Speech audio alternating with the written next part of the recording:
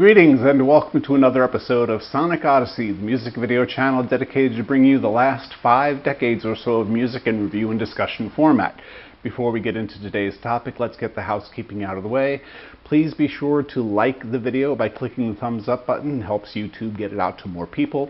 Also, you can subscribe to the channel. If you're not already a subscriber, you can do so by clicking the little subscribe button. And if you like, you can click the little bell icon that appears next to it, and that'll alert you each time I post a new video. Also, you can share the video through social media networks by clicking the share button. You'll see a slew of options available. And finally, and most humbly, I would ask you to consider visiting my Patreon page, for which there's a link in the show description right below the video. And there you'll see the different tiers that are available should you decide that you wish to help contribute to the channel and keep it going. Thank you very much. Should you do so, you don't have to. The videos are free for everybody to watch. Please share it with your friends and comment down below if you enjoy the video. Look forward to communicating with you through this media if possible. So please and thank you. Okay, on to today's topic.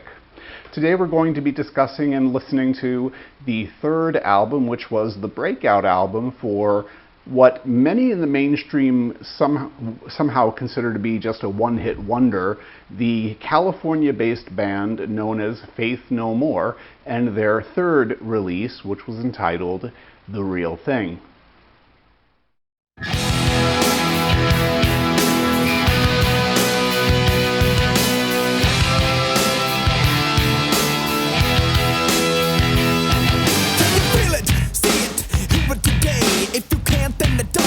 Anyway, you will never understand it cause it happens too fast. And it feels so good, it's like walking on glass.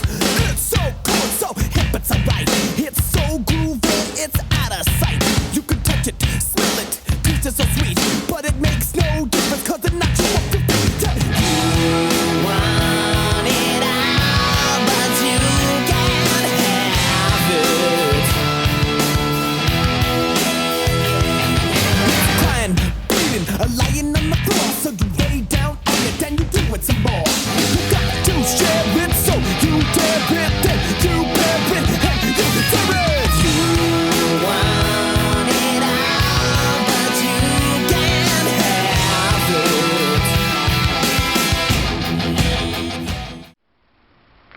The clip I just played is from the opening of the second track in the album entitled Epic. The song is indeed itself epic. The sound that you can hear begins with kind of the band kind of exploding or blasting out in their uniform sound, which sort of gives a hint of what the chorus is going to sound like before the bass and drum take over the majority of the sound for the verses of the song. And that's what you'll hear Mike Patton's vocals coming in on top of. So that was the second single released from the album. The album, The Real Thing, was released in 1989, and we're going to get more into that a little bit later. But first, let's discuss some of the album itself and the band themselves. Now, in order to do so, there's a need to lay down a little bit of history. And so we'll begin with, first, the lineup that recorded on the album we're looking at, The Real Thing, from 1989.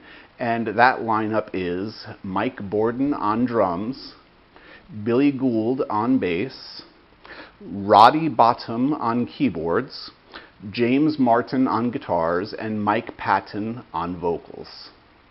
So let's start with the history of the band in general. The origins of Faith No More actually extend as far back as 1979, when Mike Bordin and Billy Gould joined up with a band known as Sharp Young Men. And there were a number of lineup changes within this group, and eventually the lead singer and founder of that band was removed from that band, and they changed their name to Faith in No Men, and then just became Faith No Men, or No Man, I should say, Faith No Man, and ultimately they changed it to Faith No More.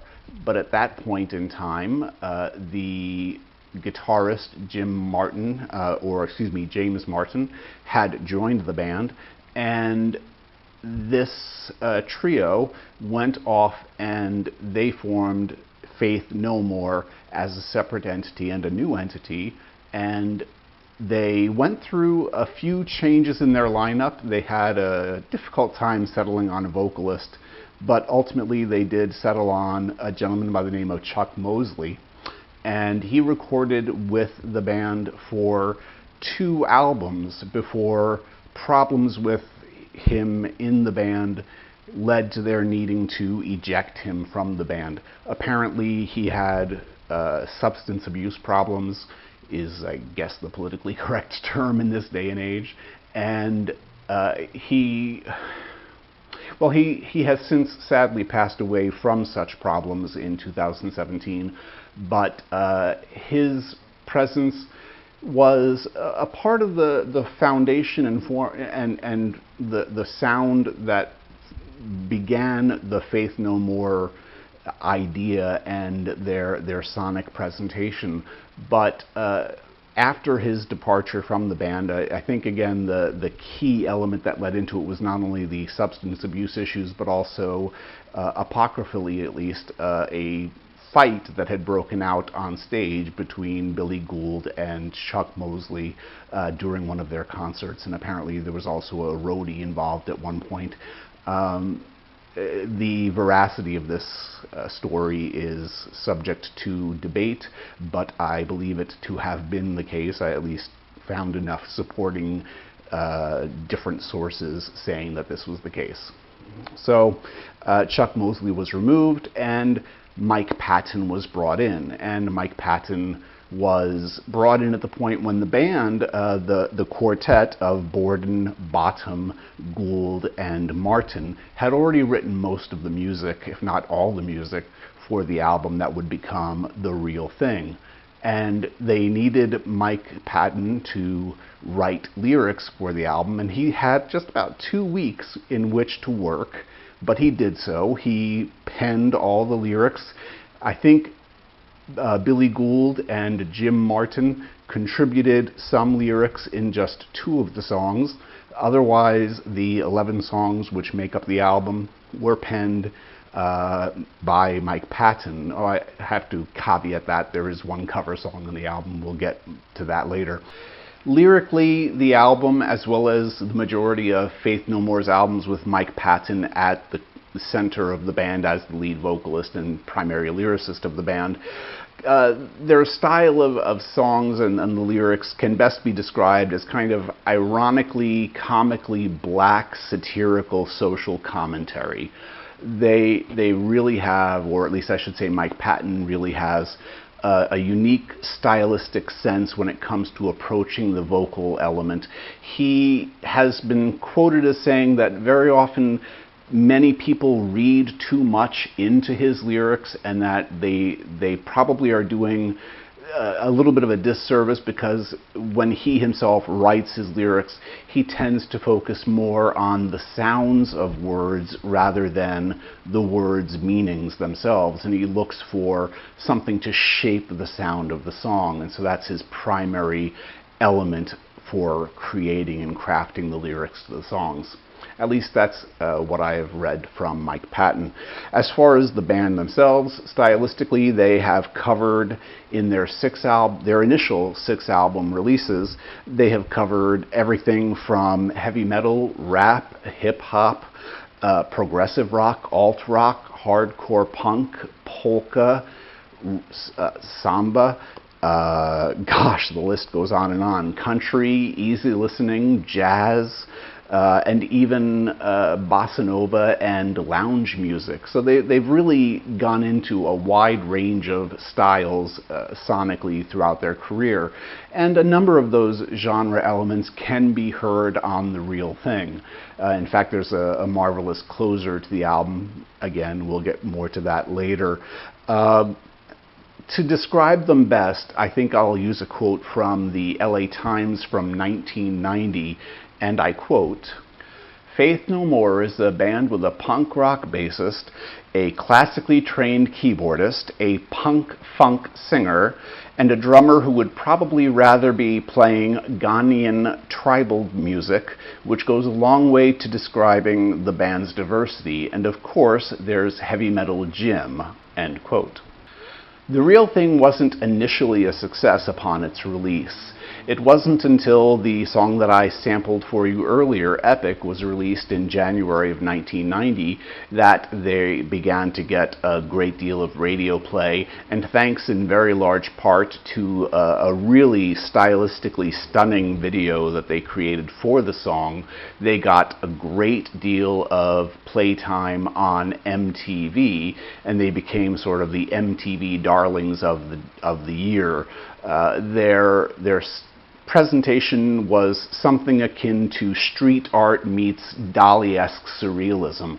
A very, very unique visual style was used, and it's sort of appropriate that there would be such diversity in style in the video, as it does also represent the stylistic diversity found in their music.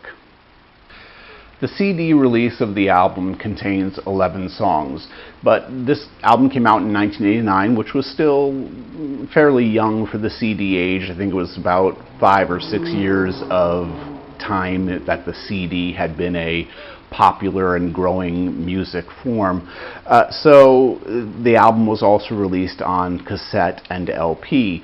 The cassette version had the same 11 songs, though there was a slight alteration to the ordering of the songs. The closing track on the CD was moved to the number 6 slot on the cassette, and on the vinyl release they really kind of gave that one a little bit of a cheat, or a little bit of a, unfair treatment. They only released 9 tracks on the LP version for the release. So in a sense, the 2 closing tracks on the album, one of which I alluded to before is a cover track, those 2 tracks are kind of considered bonus tracks when it comes to the CD and the cassette version. But the total running time for the 11 songs comes in at about 56 minutes. Of the 9 other songs that appear on the CD and cassette version of the album, there are 3 other songs which were also released as singles, and those would be the songs Falling to Pieces, Surprise, You're Dead, and From Out of Nowhere. So there were 4 singles released in total, and a couple of them succeeded very well. In fact, again, Epic, which I played a little bit from before, went as high as the number 9 spot on the Billboard Top 100. The track Zombie Eaters, which I'll play just a bit of in a moment for you, is probably my favorite non-single song from the album. It is a marvelous song which begins with a nice bit of acoustic guitar and electric bass with some synthesized strings lurking in the background, as well as some very mellow and gentle cymbal work being performed by Borden. So it's really a wonderful, mellow and gentle foundation that Mike Patton comes in with the vocals over. I'm taking this clip from about almost a minute into the song. It is quite a lengthy number, and it has this very gentle beginning, but as you'll hear, it does sort of explode out of that. So let's listen to a little bit of Zombie Eaters now.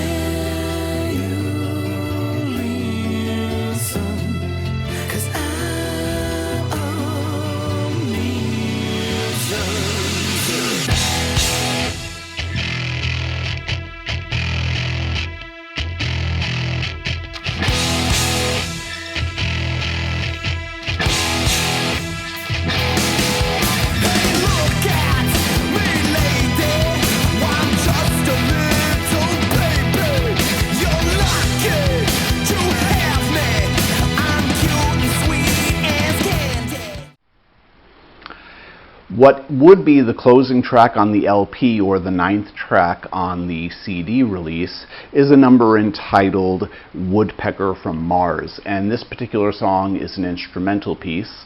And it is a very interesting number. I'm going to be going on purely personal, subjective, and conjectural feeling here. This is not something that I can, point to any source and say, here's my evidence for this. But I listen to a lot of music. And in listening to this song, Woodpecker from Mars, I'm really put in the mind of the band Ultravox from England. They're a new wave band, which I've covered on the channel before. And their song specifically, entitled Astrodyne, from their album Vienna.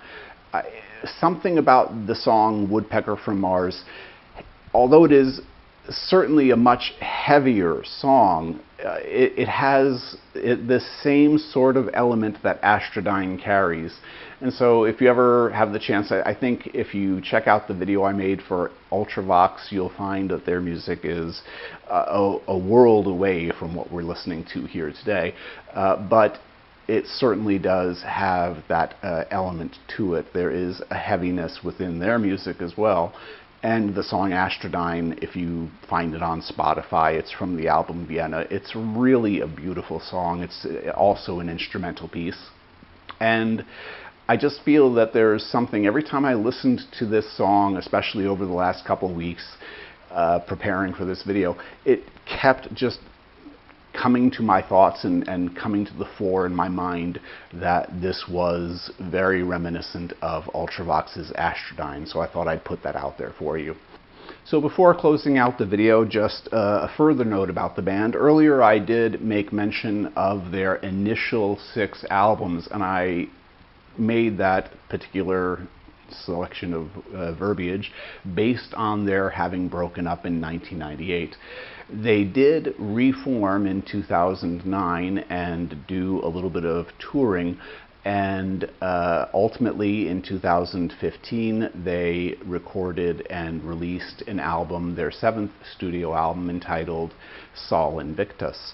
And it is a wonderful return to form. It has much more sonically in common with their first 2 non-Mike Patton albums, but it still has the same sort of overall sonic texture and feel that the band is known for. And so it was a wonderful release for the year. And lastly, I would say that while most media outlets choose to refer to this band as a one-hit wonder because the song Epic was so epic, because they did get so much fame from this one particular track, it's truly an injustice to refer to them as a one-hit wonder or think of them in just that vein, because they have had such a tremendous impact on the music world in general.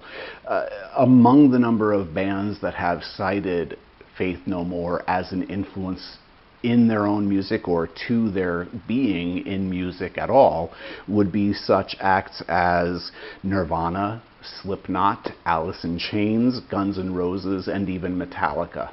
So they've definitely reached a very wide range of performers and artists. And their music has sold in vast greater numbers outside of the United States than within the United States, which is kind of, unfortunate, but also it's not uncommon.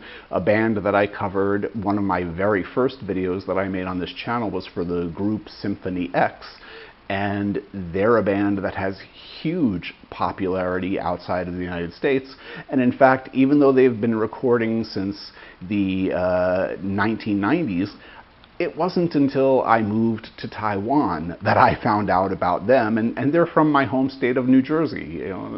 So it just goes to show you, sometimes you'll find that a band has much greater appeal to a more international audience. And I think the tremendous diversity within Faith No More's music is the driving factor for that. And I will have to say that I also lied. There is just one final note that I want to make, and this is just kind of an FYI.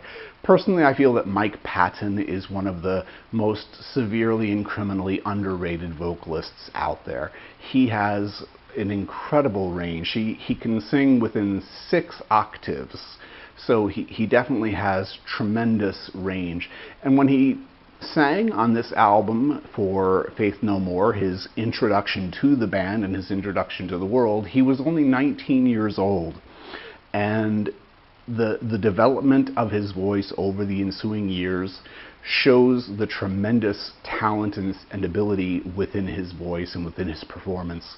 So I just thought I'd put that out there for you. Okay, thank you very much for your time and attention. Please remember to like, share, and subscribe, and also consider visiting the Patreon channel. Until next time, stay well, peace, bye-bye.